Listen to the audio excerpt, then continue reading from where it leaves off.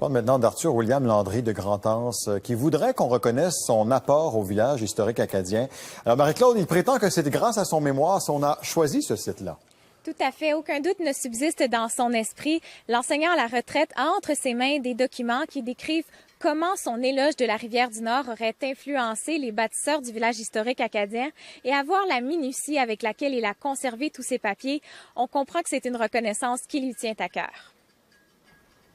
Arthur William Landry côtoie depuis sa tendre enfance le paysage pittoresque de Rivière-du-Nord. S'il pleuvait ou bien s'il y avait beaucoup d'eau dans les prés, l'eau pouvait s'en venir dans la rivière. En 1967, alors qu'il écrit un mémoire pour exposer le potentiel touristique de Grand-Anse, ce lieu lui vient tout de suite en tête. Peu de rivières dans le nord-est du Nouveau-Brunswick possèdent un cours d'eau plus varié et de plus grand intérêt du point de vue touristique que la branche nord de la rivière du Nord.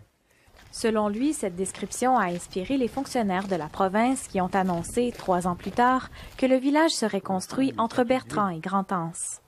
Réellement, il y avait tellement d'autres endroits qui voulaient l'avoir, le village. Mais il n'y avait pas des sites aussi attrayants que ça à offrir. Donc, quand Hatfield a décidé de le bâtir là, son bras droit, Frédéric Arsenault, avait déjà 7 copies de mon mémoire en main. Il m'en avait demandé. Dans son document, Arthur William Landry compare la rivière du Nord à la rivière aux Canards de Grand Prix. Il fait valoir son caractère historique et vante ses attributs tels que son aspect sinueux. Selon mes convictions les plus profondes, le village acadien n'aurait pas été bâti à Dugas si j'avais pas écrit ce mémoire-là. Pourquoi alors n'a-t-il pas eu droit à une mention d'honneur? Vous savez, en Acadie, là, la table d'honneur, elle est très exiguë. Puis des fois, il y a seulement de la place pour un.